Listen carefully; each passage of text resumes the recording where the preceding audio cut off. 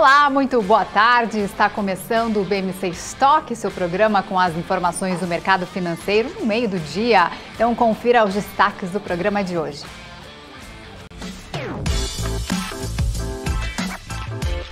Analistas do Goldman Sachs acreditam que os preços do petróleo Brent devem superar os $100 por barril neste ano. A ANAC autoriza Azul e Gol a voar com menos comissários após avanço da Omicron impactar tripulações. E acionistas da BRF dão sinal verde a follow-on. Tudo isso e muito mais a partir de agora no BMC Stock. 12h43 pelo horário de Brasília. A gente começa então o estoque de hoje com o meu boa tarde para minha colega Ana Beltrão. Muito boa tarde para você.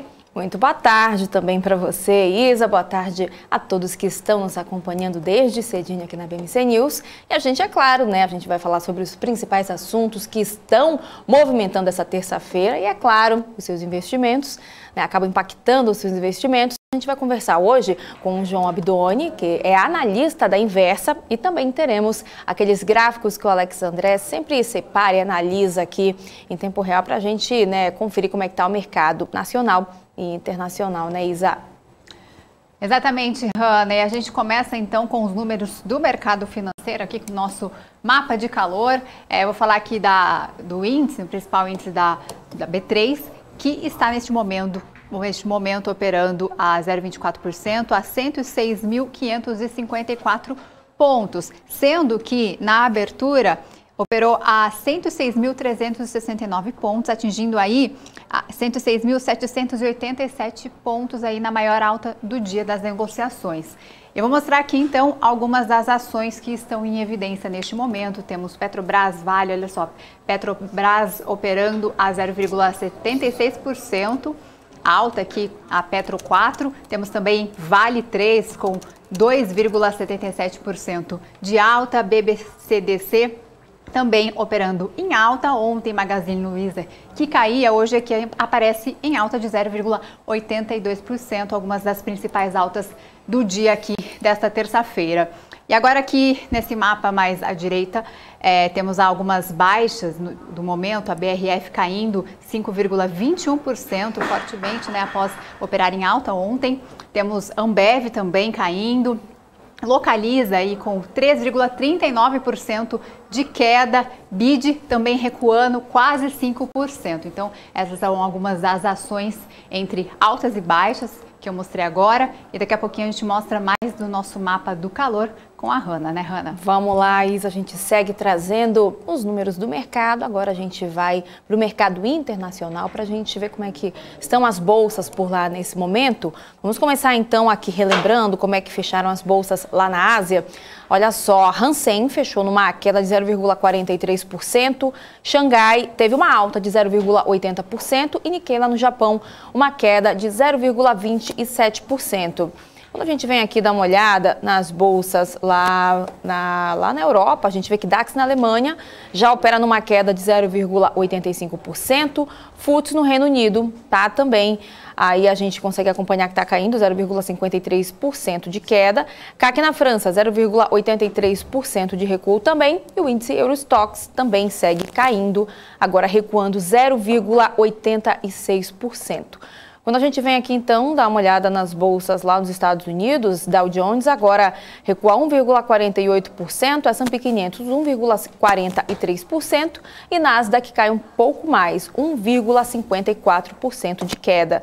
O dólar, nesse momento, sobe 0,22% e é comercializado a R$ 5,52. Já o barril do petróleo tá subindo, né? Tanto o Brent quanto o WTI. O Brent agora sobe 1,25% a $87 o barril e o WTI tá agora subindo 1,91%, comercializado então a $84 o barril.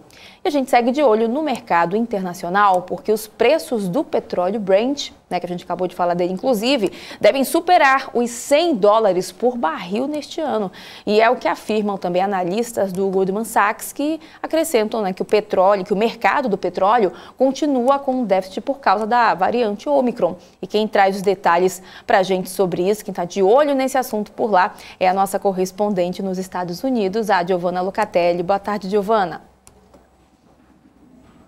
Boa tarde, Ana, Isabela e a todos que nos acompanham. Realmente, o impacto da Ômicron na demanda provavelmente deve ser compensado pela substituição do petróleo pelo gás, por aumentos nas interrupções de demanda, pela escassez do produto em países da OPEP+, e também pela produção abaixo do esperado no Brasil e na Noruega. Esta é a avaliação dos analistas. A demanda global por petróleo cresce 3,5 milhões barris por dia em 2022, no comparativo anual, com a demanda do quarto trimestre atingindo aí 101,6 milhões de barris por dia. O Goldman Sachs espera que os balanços da OCDE caiam para o menor nível desde o ano 2000 até o verão no hemisfério norte. E a capacidade sobressalente deve cair para níveis mais baixos. Isso é reflexo da diminuição da perfuração dos principais países da OPEP e também das dificuldades da Rússia em aumentar a produção. Os preços mais altos vão permitir que a OPEP diminua a evolução de alta para preservar a capacidade sobressalente, com a aceleração do crescimento da produção de xisto, preservando os estoques, ainda segundo a análise do Goldman Sachs. O banco também empurrou suas expectativas de aumento da produção iraniana para o segundo trimestre de 2023, citando o fracasso dos avanços das negociações pelo acordo nuclear com o Irã. Meninas? Obrigada, Gil. Giovana, agora mudando de assunto, depois de 2 anos, a principal seguradora da Índia, com quase 500 bilhões de dólares em ativos e uma avaliação estimada em 203 bilhões de dólares, se prepara então para o seu IPO e se tornar a maior listagem de ações de todos os tempos. Então conta pra gente, Giovana, mais sobre esse assunto. É isso mesmo, Isabela, o mundo de olho, né? Por quase 2 anos a Índia se preparou para essa tarefa gigantesca. Como você falou, preparar a principal seguradora do país com quase 500 bilhões de dólares em ativos, uma avaliação estimada em 203 bilhões, para que pode se tornar a maior listagem de ativos de todos os tempos. Alguns banqueiros descreveram a oferta pública da Life Insurance Corp of India como o maior momento da Aramco da Índia, assim como a listagem de 29,4 bilhões de dólares da gigante petrolífera do Golfo, a maior do mundo. A estreia da LIC testará aí a profundidade dos mercados de capitais do país e o apetite global por sua joia da coroa estatal. A LIC é um nome familiar na Índia, foi fundada em 1956, tem 2.000 filiais, mais de 100 mil funcionários e 286 milhões de apólices. A empresa é sediada em Mumbai e alcança praticamente todos os cantos do país. Eu acho que essa é a notícia aí do momento, né? Com você.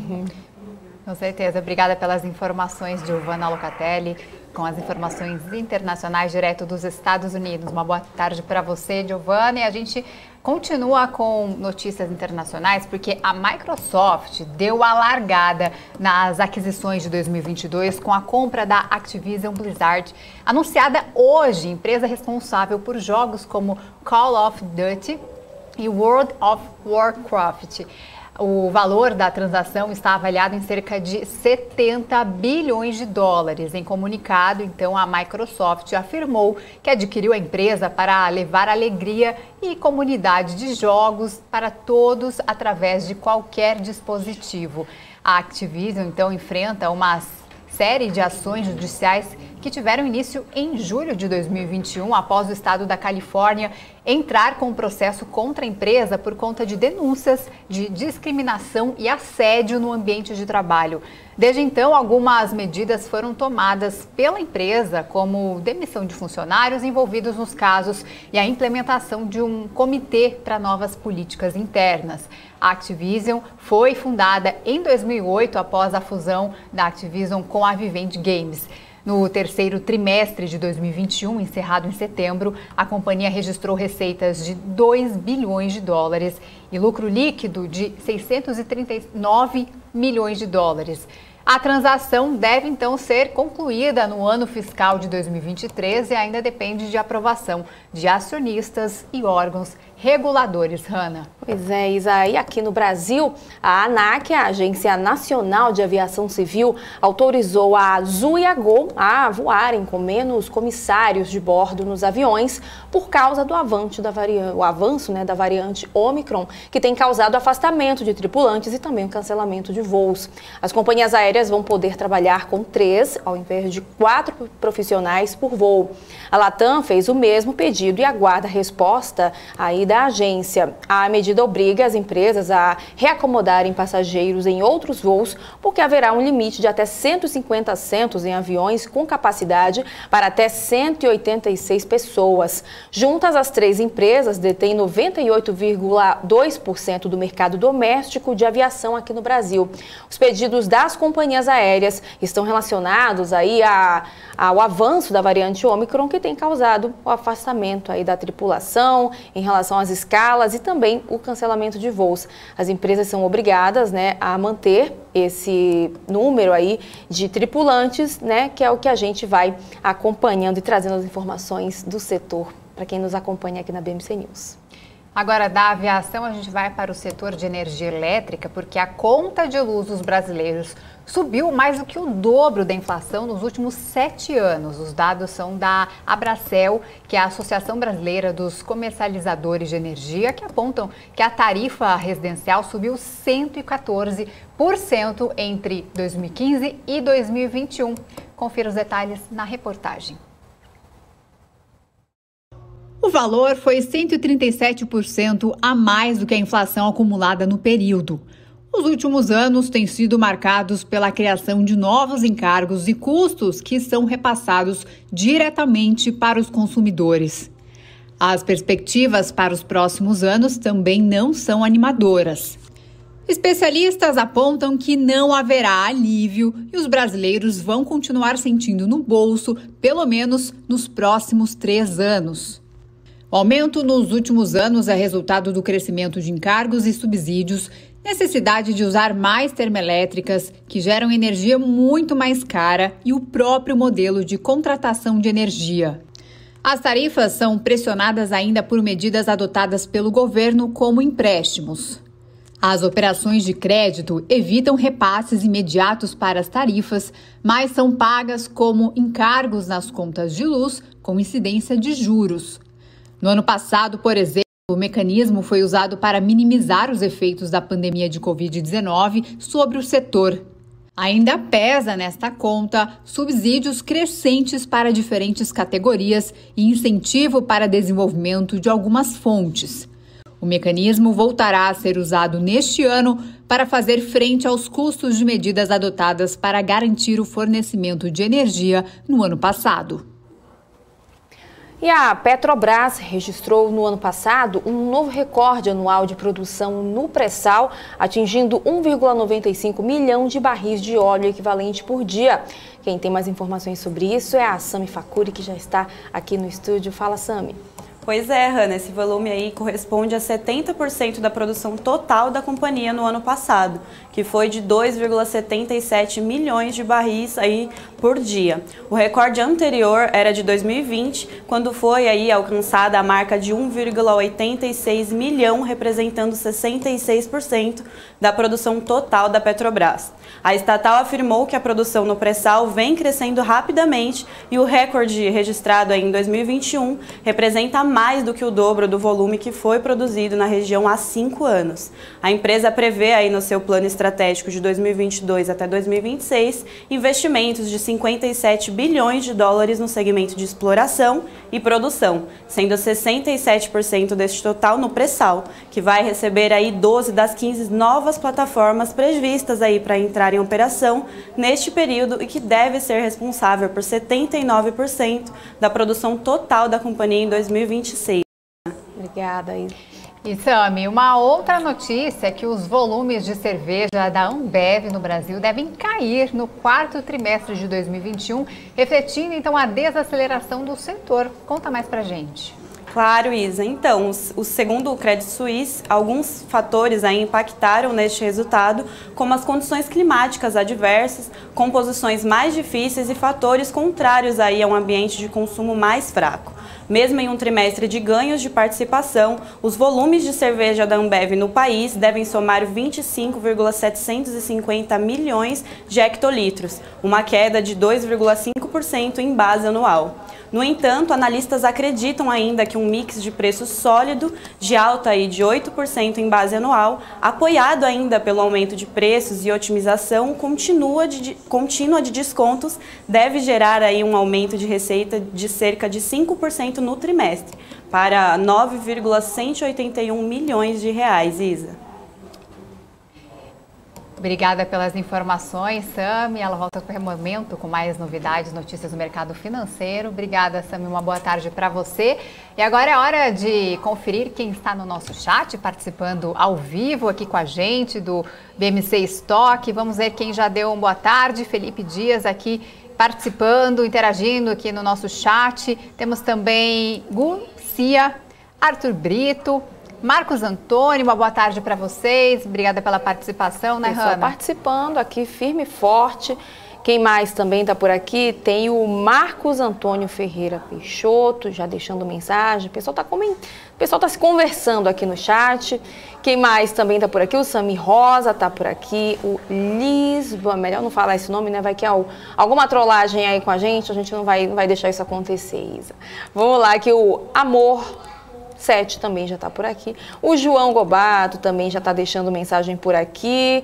Quem mais está passando para dar aquela moral? Rita Fernandes já comentando aqui, conversando com o pessoal aqui em cima. O pessoal está opinando bastante aqui sobre os comentários da Paula, né? Ela estava falando muito sobre vacina aqui no finalzinho do bloco, falando sobre a opinião do entrevistado. Aí o pessoal está interagindo aí para falar sobre esse assunto, opinar aí sobre essa nova variante, sobre as vacinas, né, que querendo ou não impacta também no mercado financeiro, a volta aí do comércio, e as pessoas então continuam interagindo, e a pergunta que a Paula fez agora há pouco no final do bloco, então vocês podem participar do nosso chat aqui ao vivo, que a gente responde, a gente dá um boa tarde, aí ó, todo mundo agora dando boa tarde pra gente, Daniel Barros, José Walter da Silva, boa tarde meninas, estamos aqui novamente, meu segundo dia de BMC. Arrasou, aqui, tá vendo ao só? Ao lado dessas mulheres maravilhosas. Daqui a pouquinho a gente então tem um entrevistado e você pode mandar perguntas ao vivo aqui para o nosso entrevistado para ele analisar aí as ações que você tem interesse, né, Hanna? Pois é. Enquanto isso, Isa, deixa eu recompartilhar aqui o mapa de calor para a gente dar uma olhada, já trazer atualizações para a gente ver como é que está o mercado, como é que o mercado está se comportando hoje. Então vamos lá, eu compartilhei agora novamente a tela, vou pedir para o grande Leonardo Alcântara, que fala, a nossa voz da consciência, ele fala aqui no nosso ouvido, vou pedir para ele jogar na tela aí para a gente dar uma olhada, né? Porque nesse momento o Ibovespa segue subindo 0,20% e está agora na casa dos 106.587 pontos. E aí só para a gente lembrar, ele abriu o pregão hoje nos 106.369 pontos, chegou numa máxima de 106.787 pontos, teve uma mínima também, encostou nos 105 mil, aí com 105.974 pontos, a gente vai monitorando então e trazendo as atualizações para vocês que estão nos acompanhando. Só para atualizar, será que a gente aí tem imagens novamente do protesto que está acontecendo em Brasília? Aqui, servidores federais protestam neste momento em frente ao Banco Central em Brasília, né? Uma notícia quente, algo que está acontecendo neste momento e com certeza acaba impactando aí nas negociações, no mercado financeiro, na economia como um todo, né? Porque funcionários públicos pedem reajuste de 26,3%, além da reestruturação da carreira. Então, é um valor bastante significativo aí no orçamento do governo, né? Nessa terça-feira, então, o vice-presidente Hamilton Mourão já disse que o espaço orçamentário para conceder aumento a diferentes categorias é muito pequeno. E essas declarações, então, ele fez agora há pouco e acabou já refletindo aí em algumas ações. Nós temos aqui, se o pessoal conseguir colocar as imagens que estavam Agora há pouco a Paula mostrou algumas imagens. E a gente vai continuar repercutindo e mostrando todos os detalhes de como está essa manifestação que pode afetar na Bolsa de Valores brasileira, no mercado financeiro como um todo. Essas manifestações que acontecem neste momento em frente ao Banco Central em Brasília. E agora sim, o nosso entrevistado está pronto, o João Abdoni, que é analista da Inversa, está aqui com a gente para fazer uma análise aí do mercado financeiro. Muito boa tarde, obrigada pela participação.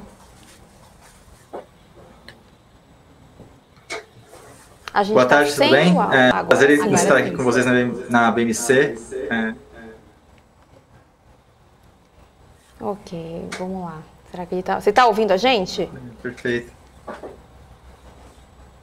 Sim, perfeitamente. A gente está sem o... Vou só pedir para o pessoal aqui no Switch resolver. Eu acho que está com delay, né? Mas você ouve? Tá ok? Não, mas a gente não ouve ele. Eu escuto vocês perfeitamente. Vocês não me ouvem?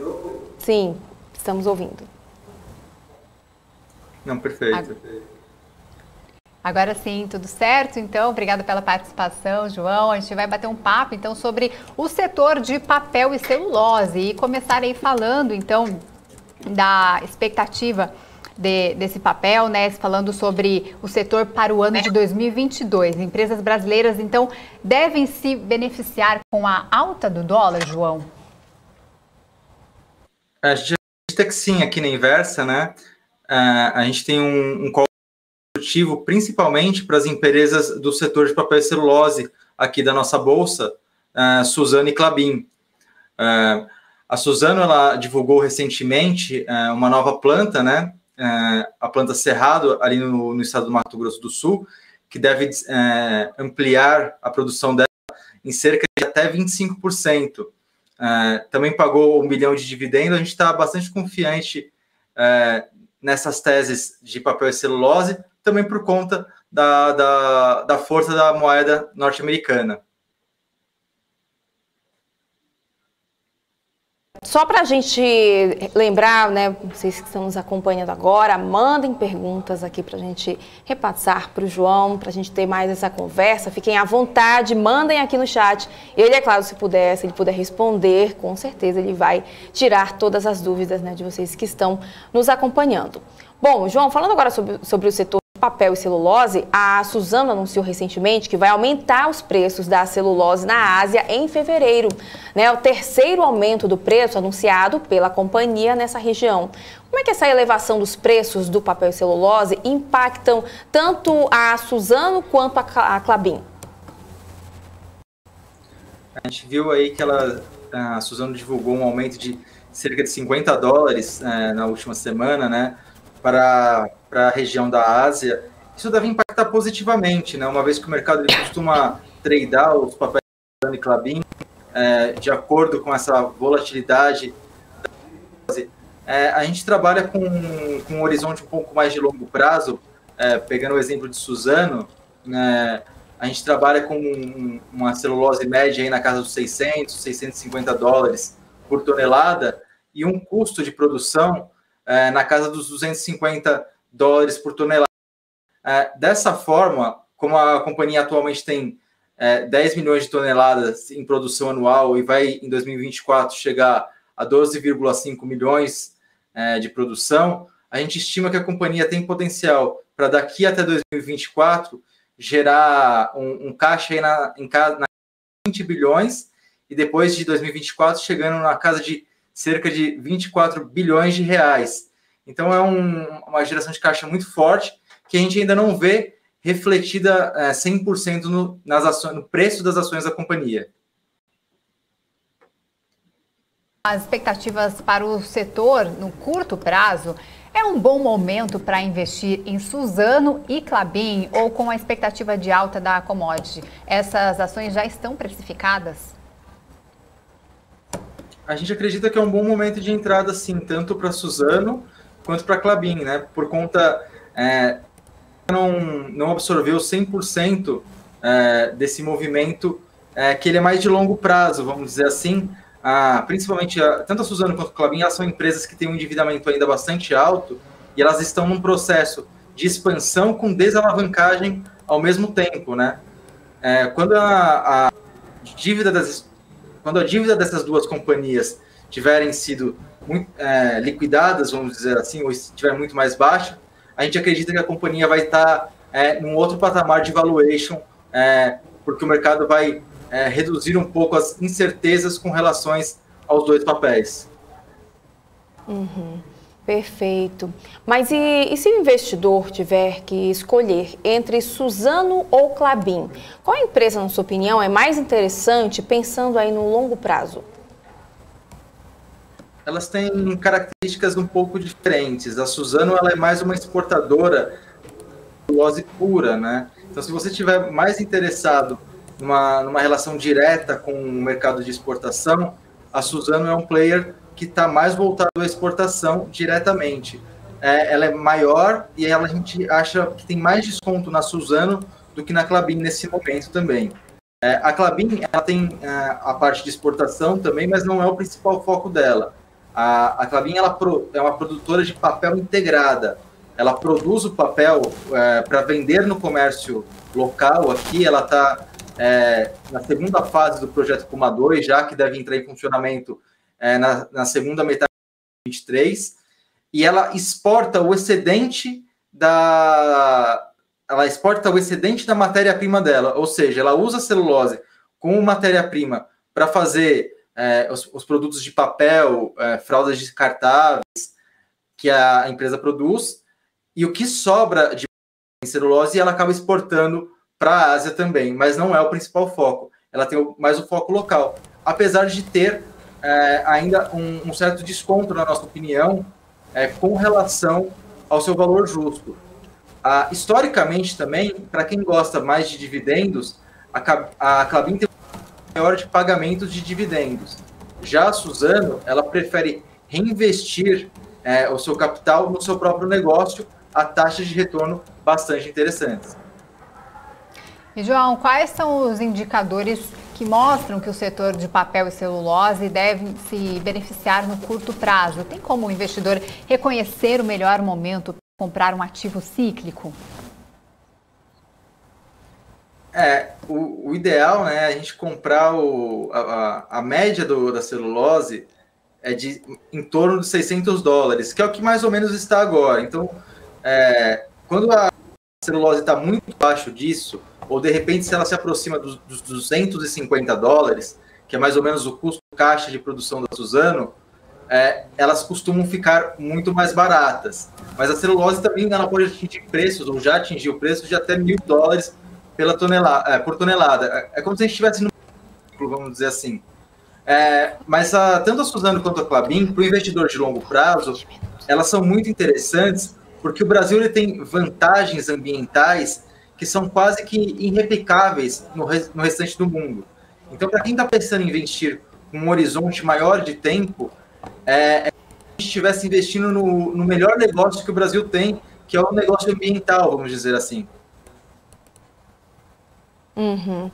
Em relação às práticas ESG, a gente sempre fala bastante sobre esse tema aqui, né? A Suzano e a Klabin estão alinhadas com boas práticas ESG esperadas pelo investidor estrangeiro, na sua opinião?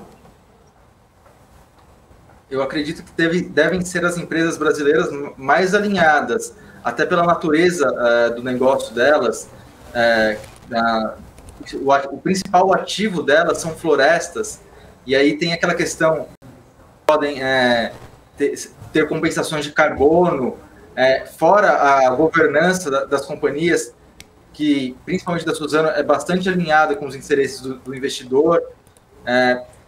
A parte ambiental, de sustentabilidade e governança dessas empresas é bastante forte. Fundos que focam nesse segmento, por exemplo, Fama, tem posição, ou pelo menos tinha até onde eu acompanhei, nessas companhias, porque é um diferencial dela, sem dúvida alguma. Antes da pergunta que eu vou fazer, você estava comentando dos papéis, né, da importância da sustentabilidade dessas empresas. Você acha que hoje o investidor deve procurar esse tipo de perfil quando ele for priorizar aí um papel, uma empresa que tenha esse cunho de sustentabilidade, de projetos ambientais? Eu acho bastante interessante, atrelado com uma boa geração de caixa também, para que o negócio como em si ele seja interessante. Eu acho que o Brasil, durante muitos anos, ele teve problemas de governança em uma série de empresas, inclusive nas empresas estatais, tem melhorado bastante. A própria lei das estatais, como também o novo mercado, vem ajudando bastante as empresas de bolsa brasileira a melhorar o seu nível de governança, que eu acho que é um dos quesitos mais preocupantes aqui no Brasil com relação ao ESG. Para quem busca, quem acredita que esse tipo de investimento no longo prazo ele é vencedor e de fato tem se provado bastante interessante, empresas que a gente pode citar que tem bons fatores ESG também, como Natura, Localiza, Raia Drogasil, se destacaram no passado, e eu acho que isso pode continuar acontecendo no futuro. A gente não tem certeza que o ESG vai ser um diferencial, mas na última década, as empresas que tinham melhor quesitos ESG acabaram se destacando aqui no mercado de bolsa brasileiro. E geralmente quando falamos do setor, a gente fala de Suzano e Klabin, né? Mas e a Irani Papel e Embalagem, né? Quais as características e perspectivas para a empresa?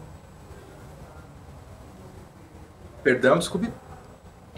Eu estava falando do setor, a gente sempre fala de Suzano e Klabin, né, nesse setor, mas e a Irani Papel e Embalagem? Eu queria que você fizesse uma análise dessa empresa, né? Quais as características e perspectivas para a Irani? Da Irani? A Irani ela é uma produtora menor, né, de embalagens, ela é sediada em Santa Catarina, no sul do Brasil.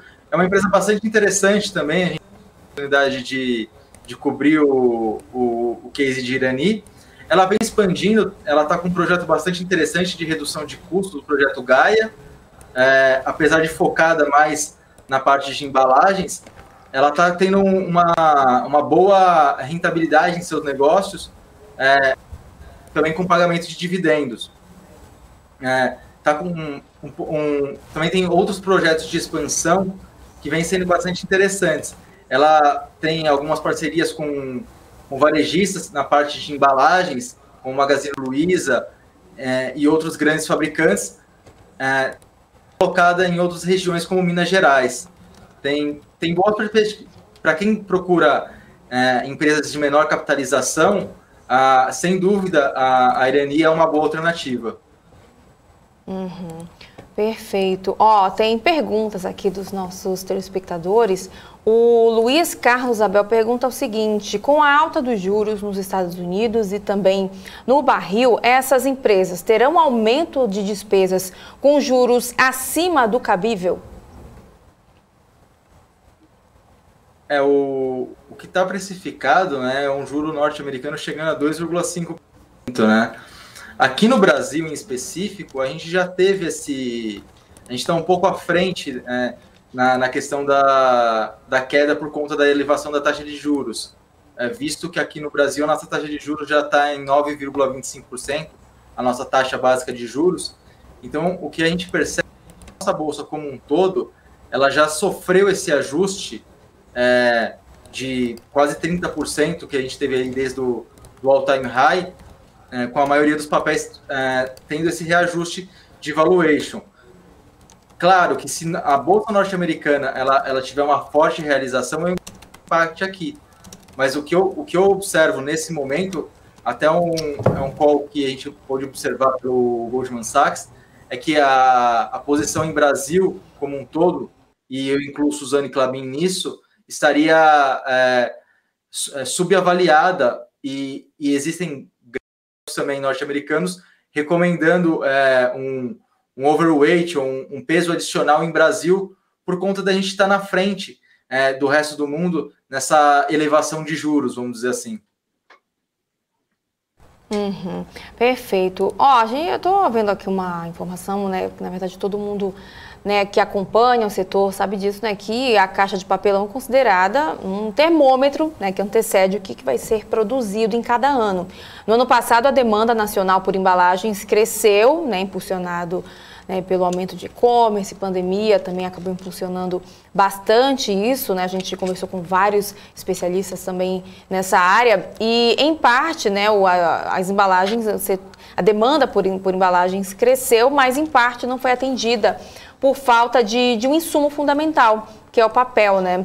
Queria saber, em relação a isso, como é que o setor vem se preparando para 2022? O que é esperado em relação a isso? A gente até conversou na semana passada com especialistas do setor de varejo, né, para falar se o e-commerce, as vendas online, elas vão continuar aquecidas, mesmo a gente vendo tendo variante Ômicron, novas variantes, também teve essa questão da gripe, então as pessoas acabaram novamente tentando se isolar um pouco mais. Queria saber como é que o setor, então, de papel e celulose se prepara em relação às embalagens, à produção para 2022. A preparação para isso é um pouco mais longa, né? Uma vez que você precisa expandir as suas plantas fabris. O Brasil está se preparando, sim, para aumentar essa produção. Na segunda metade de 2023, a gente vai ter a entrega da segunda etapa do projeto Puma II por parte da Klabin. Já entregou na segunda metade do ano passado a primeira fase, né? Então, com relação à produção de embalagens, a gente está tendo tanto a Irani quanto a Klabin expandindo a sua linha de produção. E com relação à celulose, a Suzano iniciou ano passado um mega projeto de expansão, que é o projeto Cerrado, né?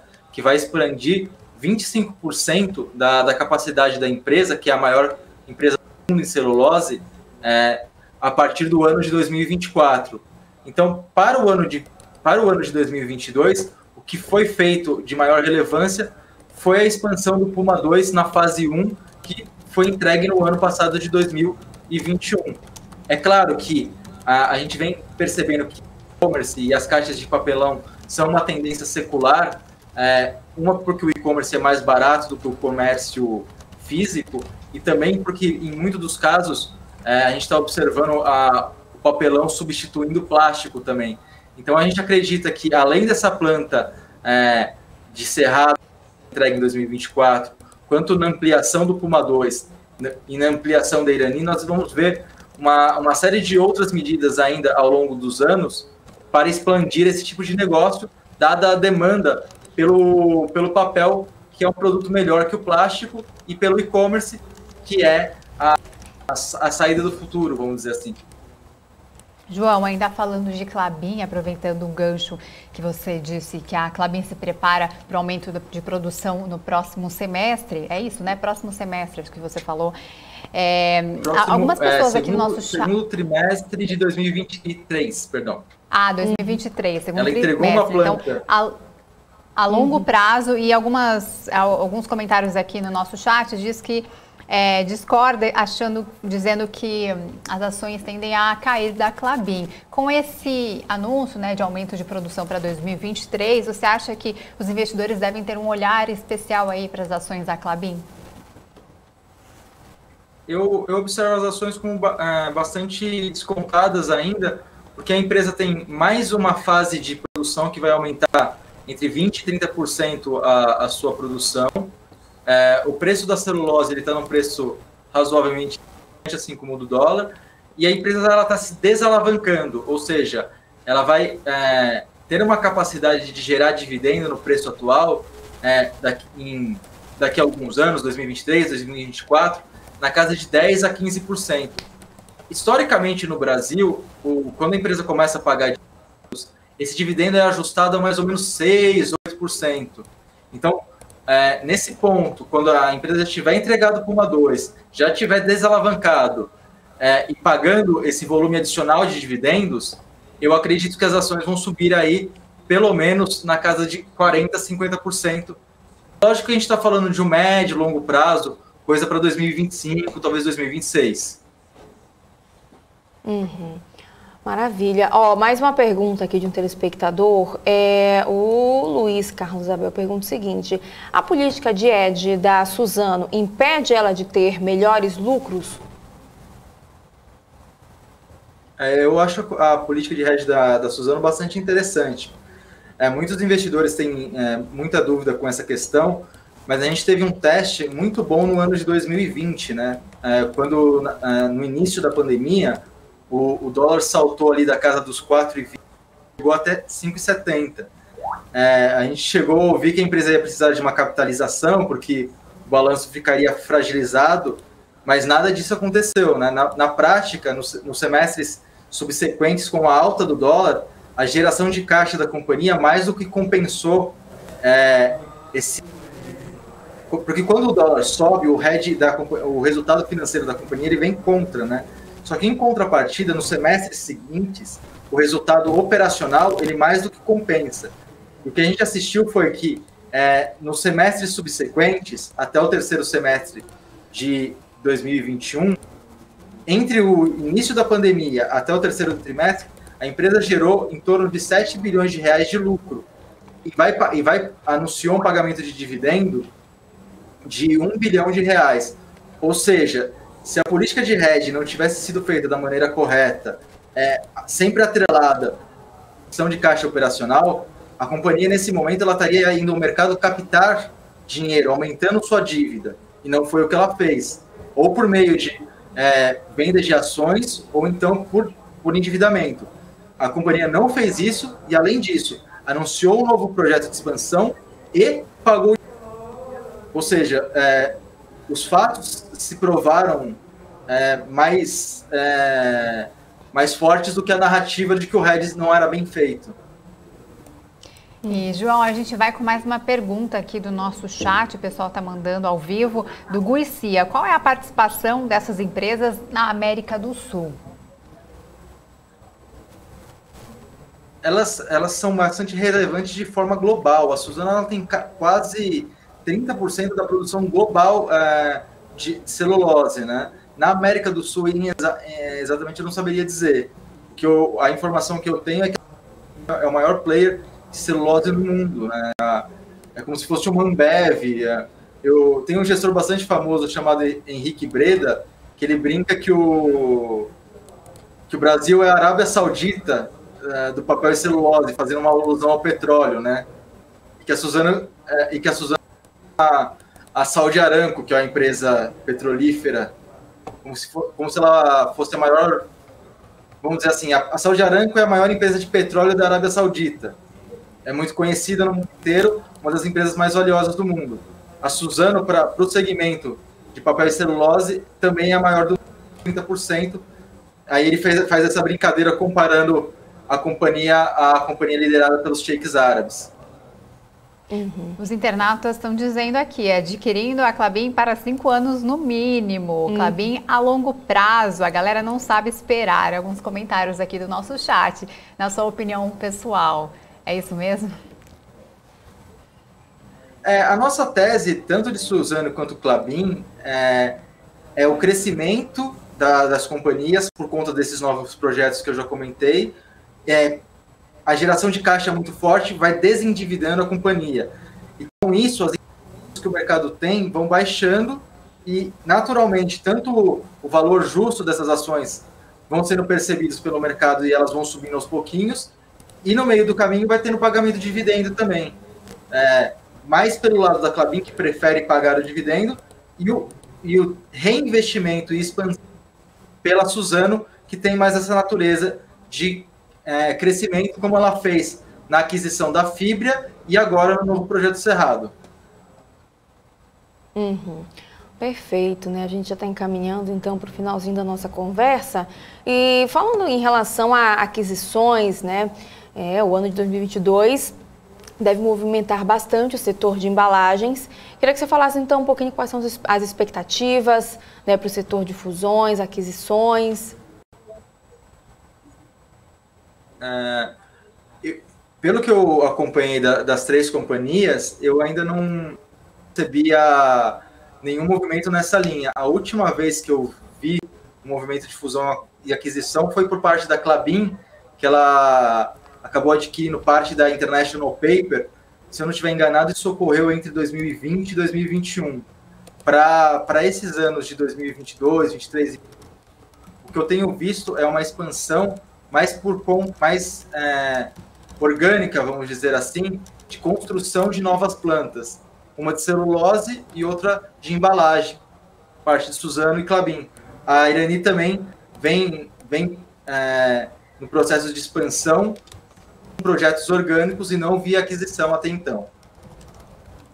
Então, a gente chega ao fim da nossa entrevista com o João. Muito obrigada pela participação, mas antes eu gostaria que você fizesse as considerações finais aí do setor, né, fizesse uma análise ampla e os últimos comentários em relação a esse setor. O que você quer deixar de recado para os nossos investidores? Primeiramente, eu gostaria de agradecer a atenção de vocês da BMC. Eu sou telespectador do canal de vocês, acho bastante interessante, acompanho aqui. Obrigada. Sobre o setor de celulose, eu chamo a atenção que ele tem é um setor que talvez seja o melhor setor ao lado de mineração no Brasil, por conta das nossas características naturais, e é um setor que, por ele ser muito atrelado ao dólar, ele serve um pouco de hedge de uma carteira de ações brasileiras. Então, o investidor deve levar em consideração em ter uma participação nesse setor, porque muitas das vezes, quando a Bolsa Brasileira sofre, essas ações elas têm alta, né? Então é uma posição bastante interessante para compor uma carteira de ações brasileiras, por conta dessa questão da dolarização do portfólio das empresas e também por causa da vantagem competitiva que o Brasil tem, né?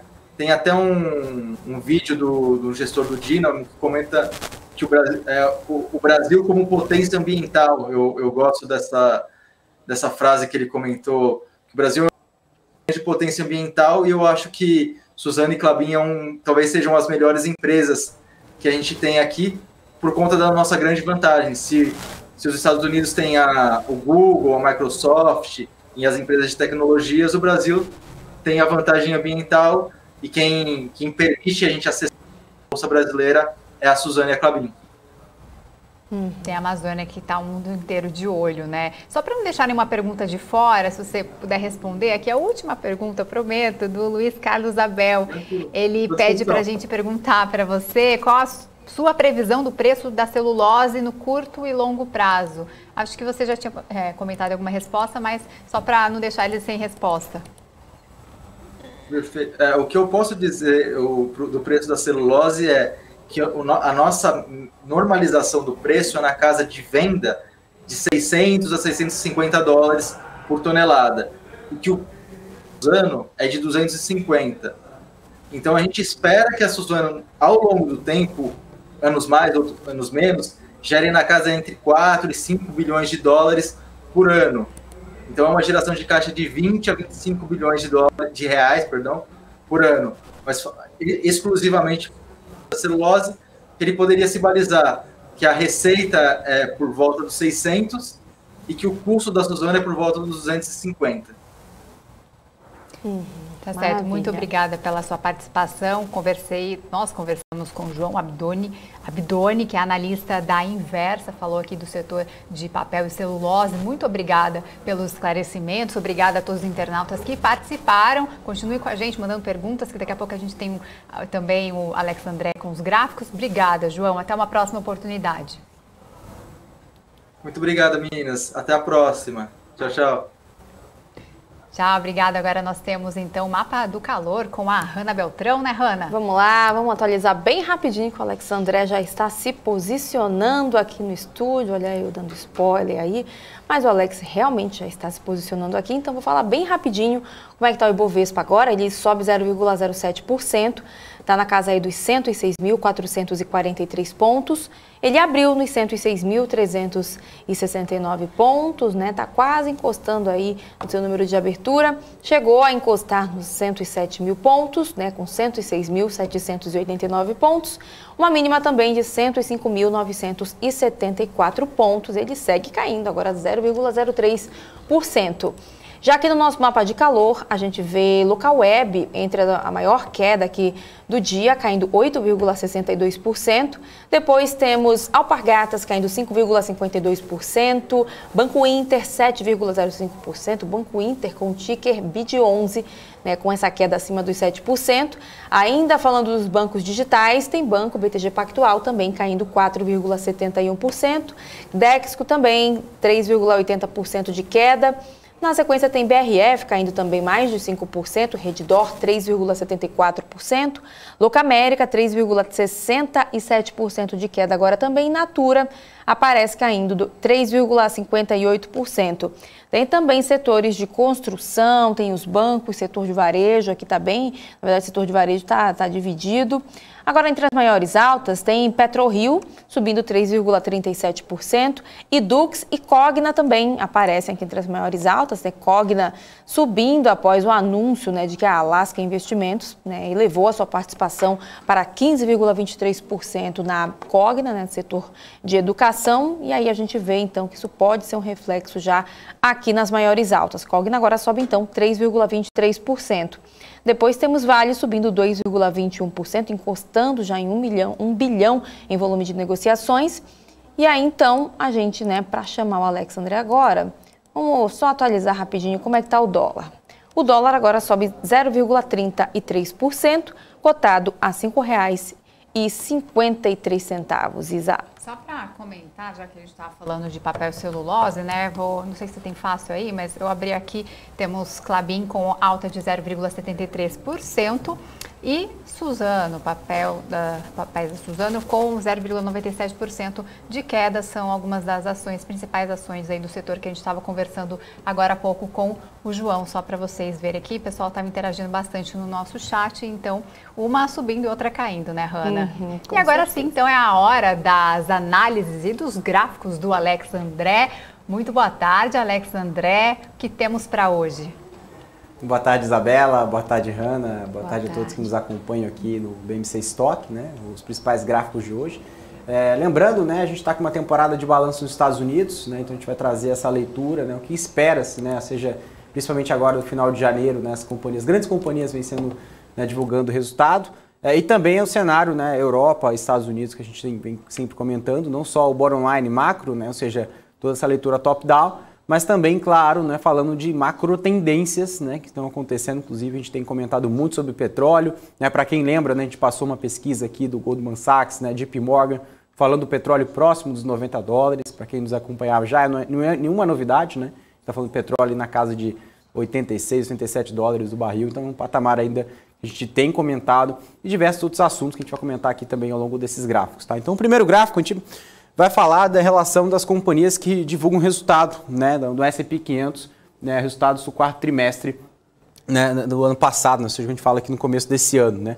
O que nós temos aqui, né, uma leitura, né, que até o final de janeiro, ou seja, até o dia 31 de janeiro, esse gráfico, para traduzir, né, para quem não está entendendo, né, esse gráfico é basicamente o seguinte: a gente compara o número de companhias do S&P 500 que divulgam resultado até a presente data, né, ou seja, até o dia 31 de janeiro, né, nós temos ali em torno de 70% de todas as companhias do S&P 500 que vão ter divulgado seus resultados até o final do mês de janeiro, né. Então a gente soma assim, tanto o que já foi divulgado, né, tanto até o dia 24, né, ou seja, dia 24 vai ser divulgados 34% das companhias, dia 31, 26%, dia 17, 8% fora, né, ou seja, outras companhias que também já foram divulgados, né.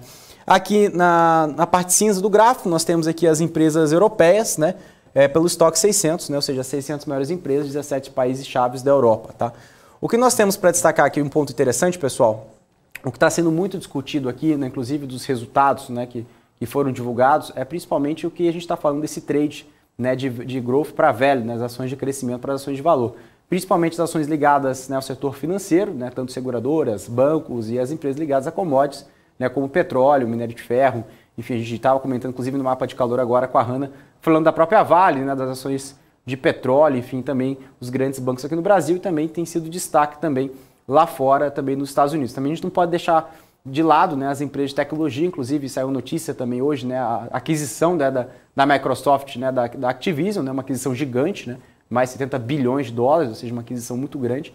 Então as companhias ainda vêm utilizando essa geração de caixa muito forte para fazer novas aquisições. E esse gráfico a gente colabora, principalmente com essa visão, que até o final do mês de janeiro, ainda as companhias têm bastante dado para divulgar, ou seja, tem bastante companhia ainda para reportar resultado, e isso deve mexer sim no curtíssimo prazo nos Estados Unidos, além do ponto da Treasury, né, ou seja, a curva de juros, né, ou seja, americana, chegou a bater ali mais de 1,84%, ou seja, gera uma preocupação muito grande, né, diversos investidores, né, também Fed Boys vem explicando essa situação, alguns diretores de bancos centrais vêm falando entre uma alta, né, ou seja, entre 4 e 5 aumentos de juros nesse ano.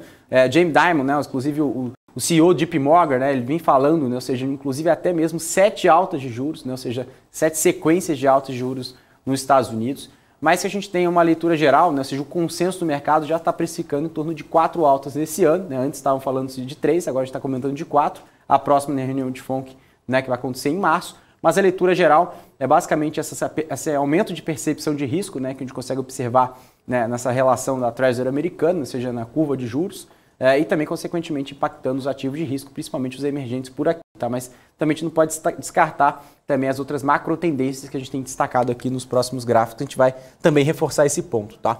Bom, é um gráfico interessante esse daqui, a gente pega da Refinitiv, né? É um ponto bem interessante aqui que nos últimos 10 anos, né? Qual foi o principal índice, né? Ou seja, qual foi o principal país que entregou performance, principalmente comparado com os países europeus? Né? E a gente compara aqui com a Rússia, né? Ou seja, a Rússia foi o país, né? Foi o índice, né, que entregou o maior retorno nos últimos 10 anos. Né? Acho que praticamente ninguém sabia disso. Esse gráfico é bem legal em termos de curiosidade.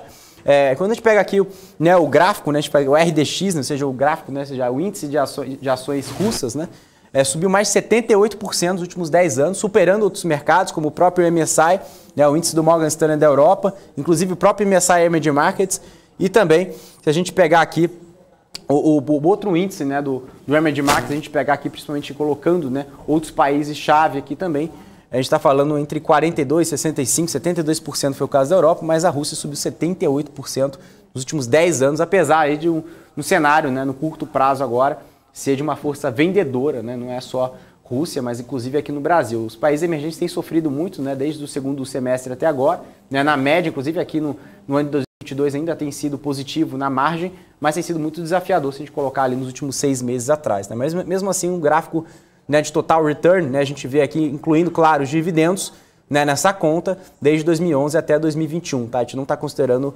2022 nessa conta aqui. Bom, a gente continua falando desse índice, né, na Rússia, né, o RDX. Esse gráfico é interessante que a gente pega em relação, né, ao dividend yield, né, desse índice. Né, tá girando agora em torno de 11%, tá? Tá batendo próximo da última alta ali, que foi em janeiro de 2020, né, ou seja, no começo do ano, né, do ano de 2020, que foi um ano muito atípico, né, no mercado de ações russo. Né? E agora a gente compara principalmente esse aumento do dividend yield, porque, né, tá tendo um aumento de atratividade, principalmente nos mercados emergentes, e essa tese de growth para velho favorece muitos países emergentes, e porque esse gráfico traduz um pouco dessa leitura. O que acontece, né, de forma geral, claro, como a Rússia, Brasil, qualquer outro país emergente, a gente tem um destaque maior, principalmente quando a gente fala de Rússia, o que nós lembramos, né, principalmente sobre petróleo, né, gás natural, as empresas ligadas à energia.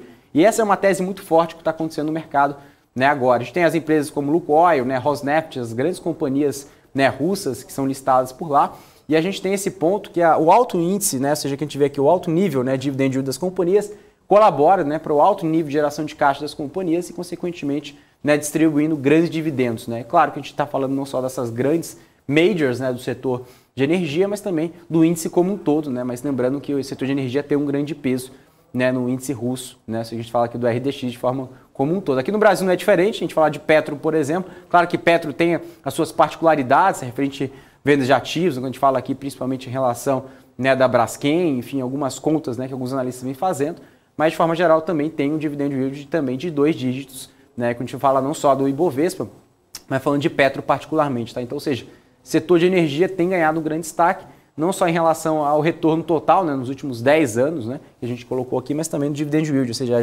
a distribuição, né, dessa geração de valor que a companhia vem fazendo, tá, que é muito interessante.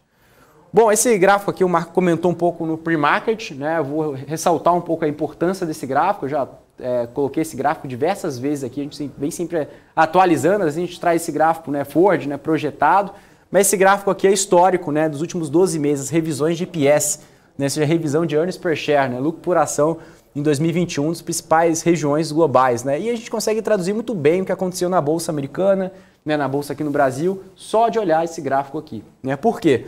Vamos lá, esse gráfico aqui, essa linha azul, MSCI Emerging Markets, ou seja, países emergentes. Brasil tá nesse basket aqui. E a gente consegue observar Europa, né, Topix no Japão e S&P 500, né, com revisões para cima de lucro, né? E nós conseguimos observar até mesmo uma região, né, de queda marginal, né, como pode dizer, um pouco mais flat, né, se a gente, por assim dizer, se a gente comparar num período ali de 6 meses, né, num período maior. Mas na média, né, a gente consegue observar uma queda, né, de revisão de lucro, né, quando a gente compara aqui com o Emerging Markets. Então, por isso que a gente consegue observar, em grande parte, uma relação de queda, né, principalmente do segundo semestre para cá, ou seja, o que a gente observou no primeiro semestre de 2021, pessoal, né, no ano passado. Uma revisão de lucro muito forte, né, nas bolsas em geral, tanto nos Estados Unidos, Europa e Emerging Markets. Então, ou seja, janeiro, né, até o meio do ano, a gente conseguiu observar um grande ganho em referente a lucro e depois, né, ficou patinando, até mesmo teve uma queda adicional. Por enquanto, né, a gente conseguiu observar nessa mesma linha, né, a Bolsa Americana e a Bolsa Europeia aumentando esse gap, né, em relação tanto, né, a lucro, né, seja para o S&P 500 e também se a gente comparar para o Stock 600. Né, ou seja, por isso que a gente consegue observar que a Bolsa Americana, um grande ponto, né, ou seja, que fechou ali com mais de 20% de ganhos, quando a gente fala aqui do S&P 500 e nossa Bolsa aqui no Brasil não acompanha esse movimento. Então o gráfico, né, de lucro é muito importante para a gente entender também, né, o principal ponto, ou seja, o lucro, né, que a gente fala aqui do IPS, né, ou seja, do principal índice, até mesmo quando a gente pega aqui um basket, né, que a gente comenta aqui às vezes, né, tecnologia, ações de valor, ações de crescimento, né, a gente compara muito referente ali à projeção de IPS, mas a gente está falando aqui, né, das revisões passadas, nos últimos 12 meses, explica-se muito bem como foi o ano passado de 2021, tá? Bom, esse gráfico interessante aqui, a gente volta a falar de airlines, né? Ontem nós comentamos de airlines nos Estados Unidos e agora vamos comentar o setor de airlines lá na Europa, né? O que o setor, claro, está sendo prejudicado, não chegou no break-even ainda. Se tivesse no break-even, esse gráfico estaria no 0 a 0, que é praticamente aqui no topo. Esse gráfico ele tem duas variáveis, a primeira em relação à capacidade de assentos medida pela linha branca e a linha azul a gente vê ali a relação de pesquisas de passagens por parte dos europeus, tá? Então, ou seja, tem uma relação muito forte, ou seja, à medida que a pesquisa de passagens chegou a cair próximo de 90% ali no auge da pandemia, né, que foi entre abril e março, também observamos que a capacidade de assentos também caiu de forma drástica. E à medida que a recuperação também dos passageiros torna-se ali mais ativa, como a gente observou ali, né, a partir, né, de maio, junho, até a parte de julho, chegou a bater ali próximo de 30%, até próximo de 20% de recuperação, mas agora estamos ali no nível interessante, pessoal, para a gente destacar. Estamos numa oferta de assentos, né, próximos ali de 40%, né, ou seja, falta em torno de 40% para chegar no nível break-even, né, ou seja, no 0 a 0 em capacidade de assento com o nível pré-pandemia, mas, ao mesmo tempo, nós temos aqui uma queda adicional em pesquisa, né, por parte de passagem, né, nos europeus, ou seja, a gente está ali num número próximo de 50%. Ou seja, o que simboliza esse gráfico? Que tem mais assentos no que de fato procura por passagens. O que pode ter ali num próximo ponto, né, ou seja, caso não tenha uma parte, né, ou seja, de uma flexibilidade, né, ou seja, em relação às restrições provocadas pelo coronavírus, né, tem se discutido inclusive no Reino Unido, algumas regiões da Europa, né, inclusive essa questão de flexibilização por lá, para justamente não só o setor, né, de turismo, mas o setor como aéreo como um todo, né, o setor hoteleiro, enfim, tudo isso colaborar para um tom mais positivo e o mercado já começa a precificar nesse sentido. Não é isso que a gente está observando agora, o mercado vem precificando ao contrário, né? Ou seja, a gente consegue observar inclusive a Omicron, né, penalizando muito isso e o mercado vem colocando na conta. Então agora a gente tem uma tendência mesmo que a capacidade de assento seja maior do que a capacidade de pesquisa, né, por assento, então simboliza que nos próximos meses, né, nas próximas semanas, caso o cenário macro não melhore, a capacidade de assento pode continuar a cair e chegar próximo a 50%. Ou seja, isso não é tão bom assim agora no curto prazo para as empresas aéreas, ainda sofrem por lá. Tá? Bom, a gente continua falando sobre a questão de reabertura econômica, né? Esse gráfico aqui a gente fala sobre uma escala de reabertura, né, que é o nome desse gráfico aqui, feito pelo Goldman Sachs, que é bem interessante. Eles colocam diversas variáveis, né, a gente comentou ontem, né, sobre relação, né, de gráficos de mobilidade, né, na Europa, na Ásia, para quem observou nosso BMC Stock de ontem, já conseguiu entender como funciona. E esse gráfico ele não pega só o índice de mobilidade, né, de várias regiões, ele pega diversas variáveis e compila num gráfico, a gente fala principalmente em relação à economia internacional, doméstica da Europa e também de forma como um todo, né? Ou seja, o compilado, né, de forma geral. Então a gente está comentando aqui que na Europa a gente tem uma escala de abertura, né? Ou seja, quanto mais próximo de zero, melhor, né? Ou seja, vai chegando próximo do break-even, mas agora estamos próximos ali de 32% negativo, né? Ou seja, ainda falta em torno ali de 30% para fechar esse gap, né? Na semana que terminou em 9 de janeiro, lembrando que estava em torno de 27%, ou seja, as preocupações aumentaram, como eu estava falando até no gráfico anterior, ou seja, ainda vão aumentando as preocupações e vem aumentando cada vez mais esse gap, né? Ou seja, aumentou em torno de 5% de uma semana para cá, né? A principal causa do declínio, né, foi a deterioração do lazer doméstico, as pessoas, né, da própria Europa, né, ou seja, os próprios cidadãos europeus viajando menos, né, dentro das suas próprias regiões, como a gente consegue observar principalmente em relação à variação, né, de hóspedes, né, de hotelaria, reserva de restaurante, tráfego aeroportuário doméstico menor, tudo isso, né, ou seja, são diversas variáveis que eles colocam no modelo, provavelmente aí devido ao final da temporada de férias. Também eles colocaram esse ponto, ou seja, as pessoas voltando ao trabalho, viajando menos dentro da Europa. Então a gente consegue observar também esse índice de reabertura ficando cada vez mais fraco, né? Ou seja, marginalmente de uma semana para cá. Então essa é mais uma tese que também colabora, né, com o gráfico que a gente falou anterior sobre o cenário, né, aeroportuário, ou seja, o cenário de aviação civil na Europa, tá? Bom, eu estava comentando aqui sobre a questão da precificação, né, do mercado em relação a juros. Então esse gráfico a gente volta a falar da alta de juros nos Estados Unidos, esse gráfico aqui do Goldman Sachs. Então o mercado já precifica, né, em torno ali de 3,7 aumentos, ou seja, em torno de 4 aumentos, né, de juros para esse ano de 22, né, ou seja, as taxas do Fed precificado para 22, em torno de 2,3, ou seja, o mercado espera-se em torno de duas vezes, né, dois aumentos de juros para 23, ou seja, para 2023, e os participantes do mercado, né, parecem estar inferindo, ou seja, colocando, né, ou seja, nos seus modelos, que os riscos para a precificação das políticas, né, monetárias estão agora mais equilibradas, né, ou seja, o que a gente observa principalmente, porque a gente fala equilibrado, porque o mercado já consegue precificar, né, uma alta de juro agora em torno de 4 vezes, né, então a gente consegue observar aqui o aumento de 4 vezes, né, em torno de 3, acima de 3,5 já considera próximo de 4, né, e para 2023 o mercado esperava que era em torno de 3 aumentos, agora espera-se em torno ali de 2,3, né, próximo de 2 aumentos, né, ou seja, o mercado ficando um pouco mais calmo quando a gente fala em perspectiva de aumento de juros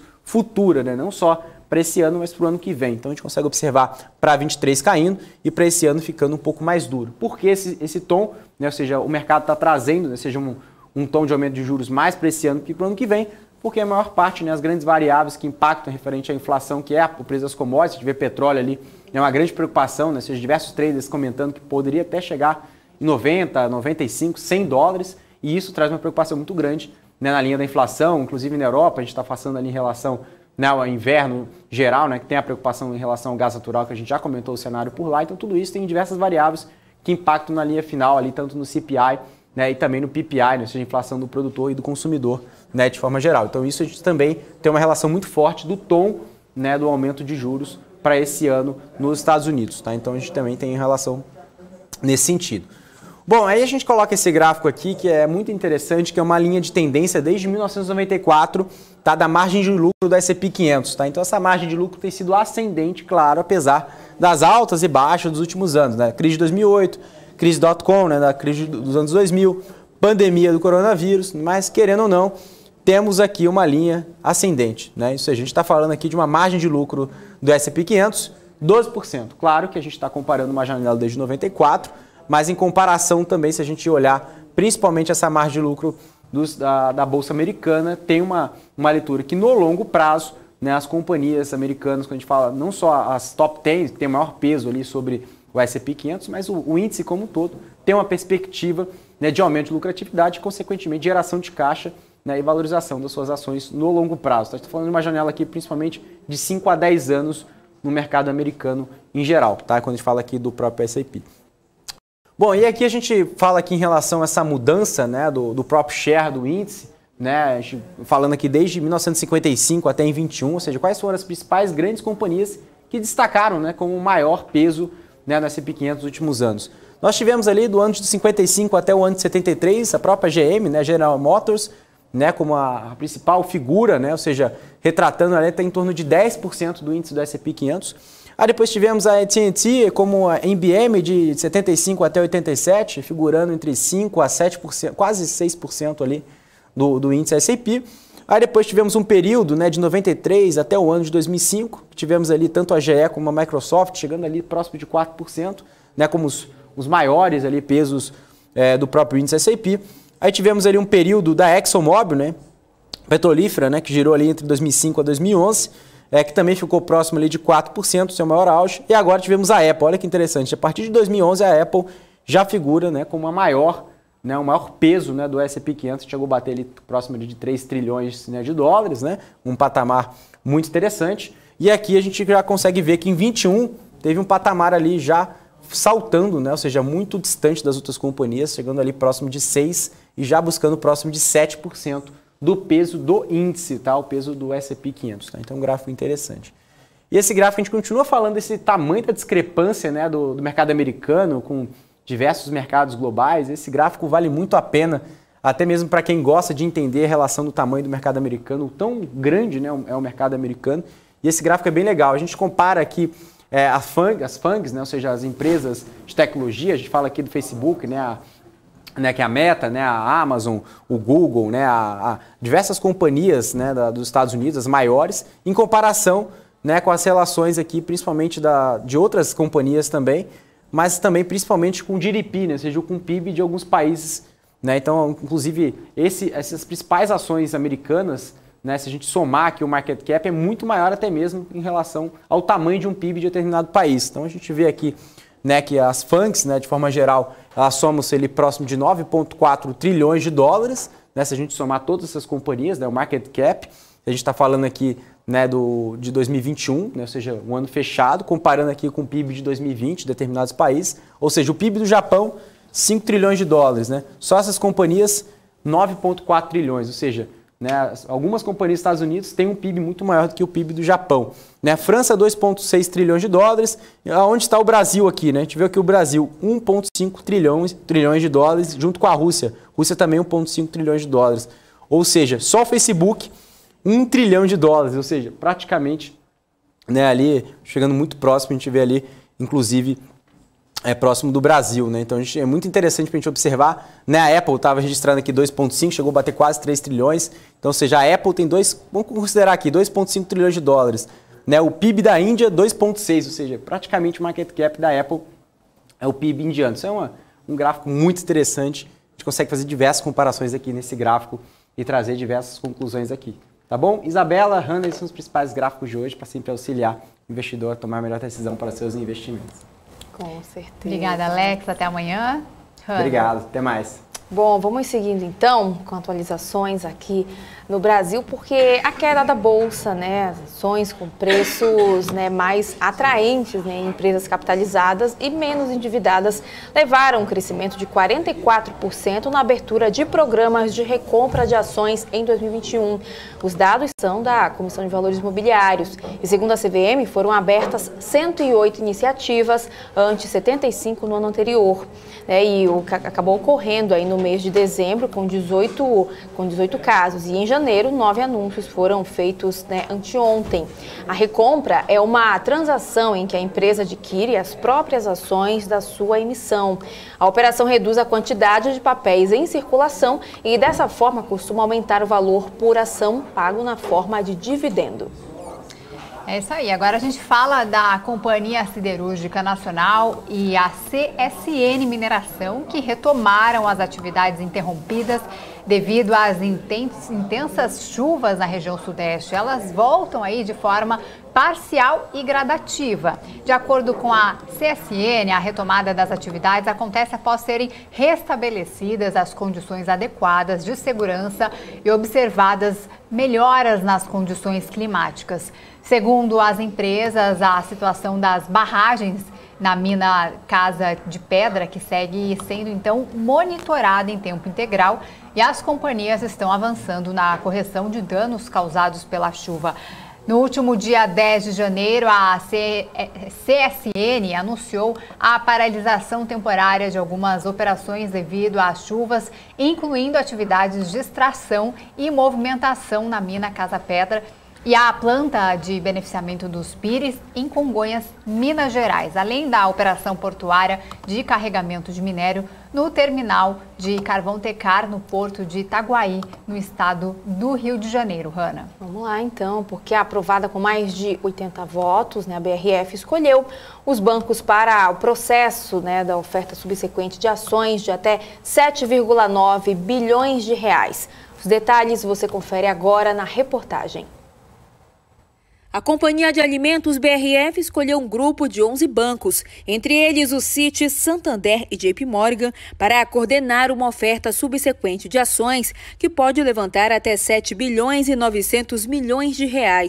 Em dezembro do ano passado, a empresa propôs um aumento de capital por meio da venda de até 325 milhões de novas ações, de acordo com documentos regulatórios. Se o negócio for concretizado, a BRF poderá arrecadar o montante considerando os preços atuais. Desde que a oferta foi anunciada, as ações do frigorífico subiram quase 18%, já que analistas do mercado estimam que a venda das ações atenda à necessidade da BRF de desalavancar. Assim, a rival Marfrig também teria potencial para exercer maior controle sobre a empresa. O follow-on da BRF é uma das poucas e grandes ofertas de ações esperadas no Brasil neste ano, já que as eleições presidenciais não favorecem negócios menores em favor de transações mais líquidas. Para 2022, os banqueiros de investimentos estimam uma queda na atividade de venda de ações do país, depois das ofertas terem levantado cerca de 155 bilhões de reais no ano passado, apenas 2,5% abaixo do recorde de 159 bilhões de reais em 2020.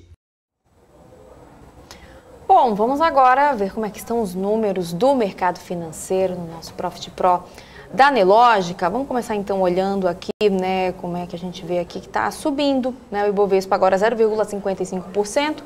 Na última entrada que a gente fez falando aqui sobre o índice, estava quase virando aí para uma queda, estava subindo 0,03%. A gente vê então que ele está na casa dos 106.941 pontos, tá? Encostando nos 107 mil pontos novamente. Ele abriu nos 106.369 pontos, chegou numa máxima de 107.012 pontos e uma mínima também de 105.974 pontos. Aí a gente vem aqui dar uma olhada, deixa eu voltar aqui que eu estava olhando alguns setores, a gente volta então para dar uma olhada, a gente vê que o cenário está bem dividido hoje, mas eu vou começar falando aqui de local web, que recua 7,69%, chegou a cair, né, mais de 8%, como a gente olhou agora há pouco. Depois aparece BRF recuando também 4,89%, Banco Inter com ticker de 11 recua 5,32%, Alpargatas cai também 4,78%, Banco BTG Pactual também recua 4,05%.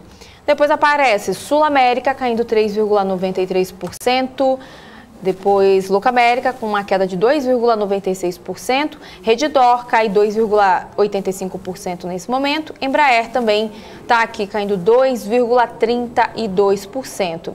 As empresas do setor de construção também figuram aqui nas quedas. Vou começar aqui falando de Zetec, que cai 2,05%. Depois tem MRV recuando 1,64%. Deixa eu olhar aqui para ver se tem mais. Tem Cirela também caindo 0,64%. JBS está caindo também 0,97%, né? E aí seguindo aí BRF. Depois a gente vê que tem também Marfrig, do mesmo setor, caindo 1,16%. Melius cai 1,93%. Depois aparece aqui também Equatorial, setor de energia e setor elétrico, na verdade, recuando 2,60%. Raia Drogasil recua 1,95%. E TOTUS cai também 1,90%. Entre as quedas também aparece positivo, IRB, tem Cielo também, Pets, setor de varejo caindo, CVC, Qualicorp, Gol também já está aparecendo nas quedas assim como CVC. A gente vai monitorando então. Já entre as maiores altas tem PetroRio, né, subindo 4,60%. Depois aparece Cogna, também subindo, assim como Edu, setor de educação subindo aí. Edu que sobe 3,88%, Cogna 4,61%, né? Cogna pode já ser uma reação aí após o anúncio de que a Alaska Investimentos elevou a sua participação acionária na companhia para 15,23%, né, em relação à Cogna, e aí então já pode ser um reflexo no mercado. Depois a gente vê aqui Iguatemi subindo 3,36%, Multiplan também 1,21% de ganhos. A Vale, né, já ultrapassou 1 bilhão em volume de negociações, está subindo 2,54%. Gerdau, né, com ticket igual 4, sobe 1,56%. E aí tem CSN, né, que a gente falou agora há pouco também, CSN sobe 2,19%, Bradespar 2,89% de alta nesse momento. Aí eu estou dando uma olhada aqui para ver como é que está o setor do varejo, né, que a gente viu agora há pouco que tinha apenas uma empresa subindo, caindo, mas a gente vê entre as altas aqui, tem Grupo Soma subindo 0,10%, também tem Lojas Americanas subindo 0,86%. Aí depois os bancões aparecem aqui, a gente viu os bancos digitais nas quedas, os bancões aparecem já entre as altas. Itaú sobe 1,70%, depois Itaúsa sobe 1,47%, Banco Bradesco 1,29% de alta nesse momento. Deixa eu ver se tem algo mais, tem aqui também, tem Banco do Brasil subindo aí nesse bloco dos bancões. E a Azul é a única que está subindo aí do setor aéreo, a Gol está caindo, o setor também de viagens tem CVC caindo também, aí a Azul está aqui tentando se manter nas maiores altas, subindo agora 0,21%. Os Minas também sobe 0,80%. E no mais é isso, tem setor também de petróleo, a 3R Petróleo aparece aqui subindo 0,60%, Petri 4 também está aí com uma alta de 0,48%. E a gente vai monitorando o mercado, trazendo as atualizações para todos que estão nos acompanhando. E o dólar, vamos dar uma olhada aqui para ver como é que está o dólar nesse momento. Dei uma atualizada aqui para a gente ver o dólar bem bonitinho. O dólar agora sobe 0,36%, cotado a R$ 5,53. O barril do petróleo está subindo também. O petróleo Brent sobe 0,89%. Ele é vendido então a $87 o barril. E o petróleo WTI também está aqui uma alta um pouquinho mais expressiva, subindo 1,61%. Vendido a $84 o barril. E só para a gente dar uma atualizada bem rapidinho, né? Porque eu tô vendo aqui que as bolsas lá nos Estados Unidos estão, né, estão caindo. Desde que a gente começou o estoque aqui, realmente, a gente está monitorando e trazendo as atualizações para quem está nos acompanhando. Realmente, ó, Dow Jones nesse momento recua 1,40%, S&P 500 1,63% de queda e Nasdaq está caindo um pouco mais, recuando aí 1,88%. Ana, eu vou pedir para você dar uma olhadinha nas ações da BRF, aqui do setor frigorífico, porque a gente acabou de mostrar uma reportagem justamente, né, sobre esse setor, sobre a oferta de ações da BRF. A gente tem uma atualização aqui sobre essa reportagem, que a BRF vai definir dia 1º o preço da ação no follow-on, que pode girar cerca de 8 bilhões de reais. Ao preço do fechamento aí da segunda-feira, a oferta básica poderia gerar aí 6,682 bilhões e a total, com a colocação do lote adicional na íntegra, de mais de 8 bilhões de reais. Então, aí acrescentando essa informação que há pouco nós falamos na reportagem dessa oferta, a BRF então vai fazer uma oferta subsequente aí, o follow-on, que pode girar aí até 2 bilhões de reais ao preço do fechamento da última segunda-feira. Então, essa atualização, não sei se você consegue ver já no mapa do calor. Vamos colocar aqui, eu até separei o setor, né, para a gente olhar, pedir para o pessoal do Switcher compartilhar aqui, que a gente já vê então com destaque BRF recuando 5,21%. Depois aparece o setor, né? A gente vê que está todo no vermelho aqui. Marfrig também cai agora 1,38%. JBS também tem uma queda de 1,22%. E Minerva cai 0,99%. A gente vê então que o setor das empresas aí do setor de frigoríficos está aí, né, todo no vermelho, como a gente consegue acompanhar. E só para a gente recapitular também, que eu falei agora há pouco, né, que como é que estava a situação lá nos Estados Unidos, né, tá tudo no vermelho por lá. deixa eu até dar uma olhada aqui no Brasil para a gente ver se já está algum reflexo. E aí tem também as bolsas lá, né? Vamos falar como é que foi. Inclusive, essa reportagem está no nosso portal aqui. Lembrando, pois é, bem lembrado, Isa. .com.br. Você pode ver a reportagem completa no nosso portal, que fala todos os detalhes dessa operação, né? A primeira data, inclusive, segundo o nosso portal, diz que de corte da oferta prioritária será no dia 20 próximo. O período de reserva irá de 24 a 28 de janeiro. O início das negociações das ações da oferta na B3, então, está previsto para o dia 3 de fevereiro. Mais informações é só você acessar o portal da BMC News, bmcnews.com.br. Ana. Pois é, vamos lá, Isa. Só para atualizar, né? Só para a gente falar aqui para quem está nos acompanhando sobre o fechamento do mercado lá na Europa. Né, o índice Eurostoxx fechou aí numa queda de 0,17%. FTSE no Reino Unido, uma queda de 0,59%. DAX lá na Alemanha, uma queda de 1,01%. E CAC na França recuou também 0,97%, seguindo, né, Isa, todos os índices aí que a gente seguiu atualizando, o pessoal que está nos acompanhando. Estados Unidos agora, lá na Europa, a gente acabou de falar que já fechou tudo realmente no vermelho por lá. Já em relação à Ásia, apenas Xangai fechou no positivo de 0,80%, né, de alta. E aí a gente vê então que lá nos Estados Unidos o reflexo é bem similar também. As bolsas por lá seguem caindo, né, Isa? Tá certo, Hanna. E o BMC Stock vai chegando ao fim e a Hanna volta mais tarde, né? Com mais informações do BMC Business. Volto mais tarde, já convido todo mundo a participar, mandar perguntas. A gente sabe que os nossos convidados, né, as empresas que vêm aqui, elas gostam bastante de responder, de se aproximar, né, dos investidores.